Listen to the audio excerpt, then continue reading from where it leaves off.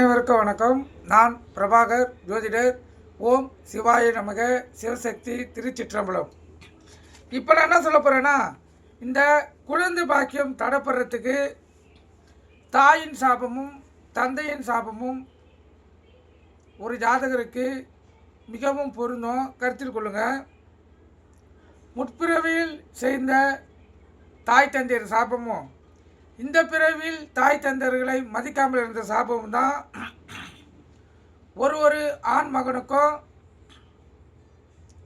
குழந்தை பாக்கியத்தை தடுக்கக்கூடிய அமைப்பாக வந்து அமையும்.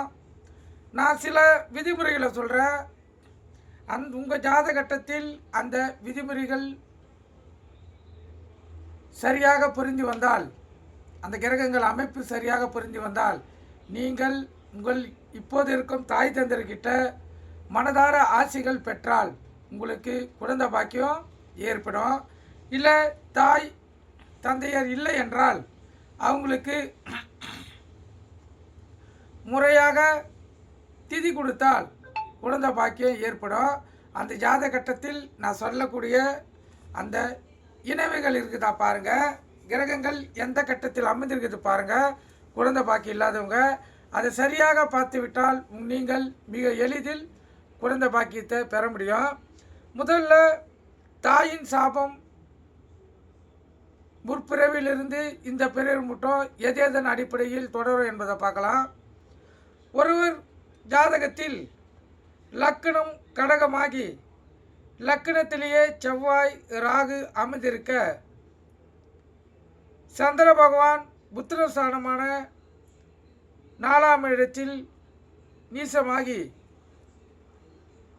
சனியுடன் அமர்ந்திருந்தால், அவர் தாம் தாய்க்கு உணவு அளிக்காததால் பட்டினியால் பசியால் துடிதுடித்து கொடுத்த சாபத்தால் குழந்தை பாக்கியம் அந்த ஜாதகருக்கு தடைப்படும். மேலும் ஒருவரின் லக்கணத்தில் சனியும் 4ஆம் வீட்டில் ராகு அல்லது கேது அமர, சந்திரன் 7ஆம் வீட்டில் அமர, அந்த ஜாதகர் தம் தாயின் சாவுக்கு காரணமாய் விளங்கியதால் ஏற்பட்ட சாபத்தால் அந்த ஜாதகருக்கு புத்திர தோஷம் ஏற்படும். மேலும் 1, 6, 8, 12 ஆகிய வீடுகளில் முறையே செவ்வாய், சூரியன், ராகு, சனி ஆகியவர்கள் அமர்ந்து லக்னாதிபதியும் பாதகாதிபதியும், அதாவது 4ஆம் இடத்து அதிபதியும் 6, 8, 12 ஆகிய இடங்களில் மறைந்தார்களானால் தகாத வார்த்தைகள் கூறி தாயின் மனதை புண்படுத்தியிருந்தால் ஏற்பட்ட சாபத்தால் குழந்தை பாக்கியம் அவங்களுக்கு ஏற்பட்டிருக்கும். மேலும் புத்திரஸ்தானாதிபதி மறைய, லக்னாதிபதி நீசமடைய, சந்திரன் ராகு அல்லது கேது அல்லது செவ்வாயுடன் சேர்ந்திருந்தால் தாய்க்கு ஈமக்கடன் செய்யாத காரணத்தினால் ஏற்பட்ட சாபத்தால் அவர்களுக்கு புத்திர தோஷம் ஏற்பட்டிருக்கும். மேலும் சிம்ம லக்கணத்தில் பிறந்து 4ஆம் அதிபதியான செவ்வாய், ராகு அல்லது கேது அல்லது சனியுடன் சேர்ந்திருக்க, அவர்களுடன் சந்திரனும் இணைந்திருந்தால் அந்த ஜாதகருக்கு தாயின் சாபத்தால் குழந்தை பாக்கியம் கெடும். மேலும் ஜென்ம லக்னாதிபதியும் பூர்வ புண்ணியாதிபதியும் ஆன 5ஆம் அதிபதியும் 6ஆம் வீட்டில் மறைய, 4ஆம் அதிபதி 8ஆம் வீட்டில் மறைய, இவர்களை குரு பார்க்காமல் இருந்தால் அந்த ஜாதகர் மனைவி அவர் தாய்க்கு செய்த கொடுமையால் மனம் நொந்து அந்த தாய் தன் மகனுக்கு இட்ட சாபத்தால் அந்த ஜாதகருக்கு புத்திர தோஷம் ஏற்பட்டிருக்கும். மேலும் ஜென்ம லக்கணத்துக்கு இரு பக்கத்திலும் பாவிகள் அமைந்திருக்க, தேய்பிர சந்திரன் 7இல் அமர, 4ஆம் வீட்டில் ராகுவும் 5ஆம் வீட்டில் சனியும் இருந்தால் அந்த ஜாதகருக்கு தாயின் சாபத்தால் புத்திர தோஷம் ஏற்பட்டிருக்கும். மேலும் ஒருவரின் ஜாதகத்தில் 7 குடியவர் 5லும் 5 குடியவர் 8லும் அமர, 4ஆம் வீட்டுக்குரியவர் சந்திரனுடன் மறைவு ஸ்தானத்தில் சென்றிருந்தால் அந்த ஜாதகர் தம் தாய்க்கு தங்குவதற்கு இடம் தர மறுத்ததால் ஏற்பட்ட சாபத்தால் குழந்தை பாக்கியம் அவர் கிடைக்காமல் இருந்திருக்கும்.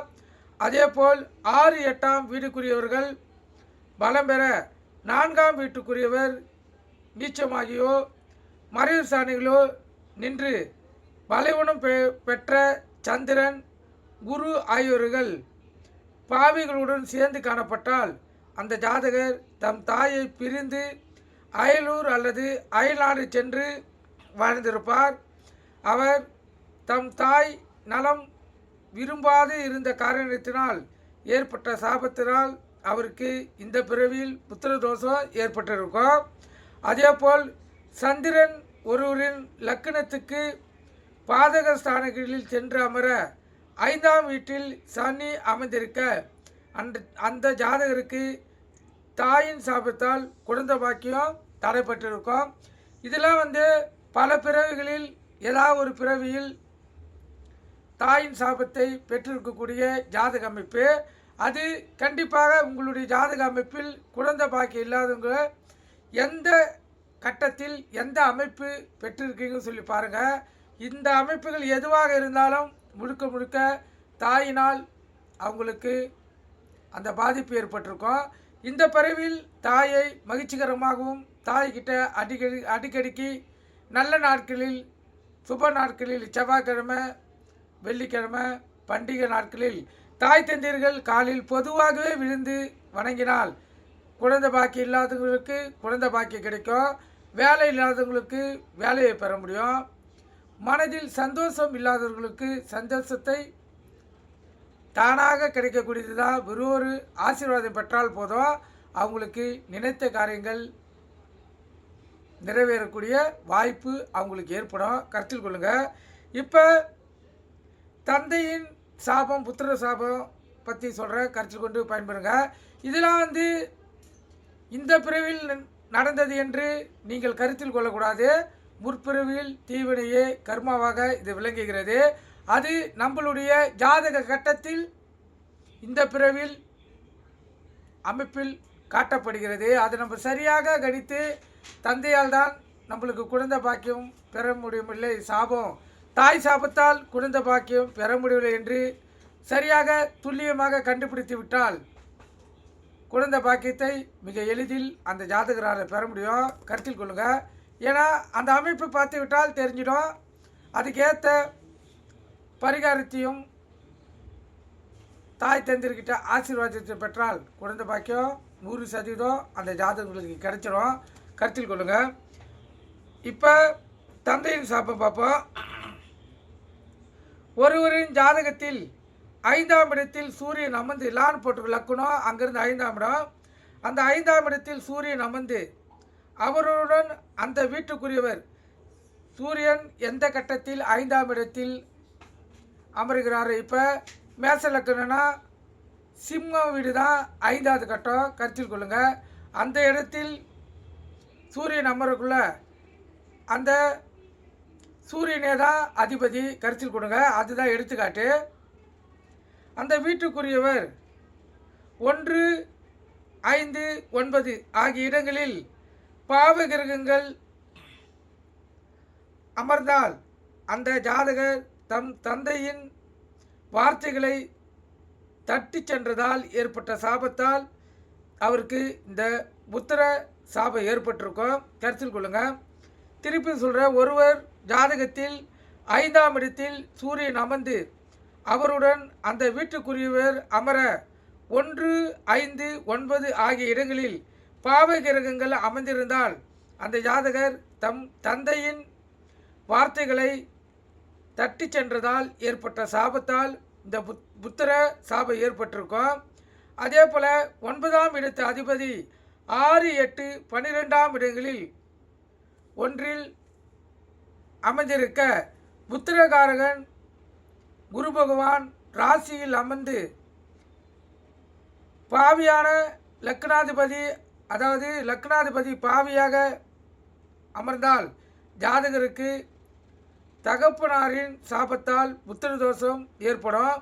மேலும் தந்தை கிரகமாகிய சூரிய பகவான் சனி, செவ்வாய் ஆகியோர்களுடன் சேர்ந்து லான்னு போட்டு லக்கணம் அங்கேருந்து 5ஆம் இடம். அந்த 5ஆம் இடத்தில் அமர ராகுவும் குருவும் சேர்ந்து 12இல் அமர்ந்திருந்தால் அந்த ஜாதகர் தம் தந்தையை தகாத வார்த்தைகள் கூறி அவர் மனம் புண்பட செய்ததால் ஏற்பட்ட கஷ்டத்தால் தந்தையின் சாபம் ஏற்பட்டு அதனால் அவருக்கு இந்த புத்திர தோஷம் ஏற்பட்டிருக்கும். மேலும் சூரியன் துலாயத்தில் அமர அவருக்கு இருபுறங்களிலும் பாவகிரகங்கள் இருக்க மிதுன லக்ன ஜாதகர் தன் மனைவின் சொல்லை கேட்டு தம் தந்தையை துன்புறுத்தியதால் அவர் தந்தையிட்ட சாபத்தால் புத்திர தோஷம் அந்த ஜாதகருக்கு ஏற்பட்டிருக்கும். அதே போல் குரு பகவான் சிம்ம ராசியில் அமர்ந்திருக்க 5ஆம் வீட்டுக்குரியவர் லான் போட்டு விளக்கணும். அங்கிருந்து 5ஆம் வீடு. அந்த 5ஆம் வீட்டுக்குரியவர் சூரியனுடன் சேர 5இல் பாவியும் இருந்தால் தந்தை பொறுப்புள்ள அரச பதவியில் இருக்கும்போது அவருக்கு கௌரவ குறைவு ஏற்படும்படி நடந்து இன்னல் ஏற்பட்டிருந்தால் அவர் மனநொந்து இட்ட சாபத்தால் அஞ்சாதகருக்கு குழந்தை பாக்கியம் தடைபடும். மேலும் லக்னாதிபதியை பகை நட்சத்திர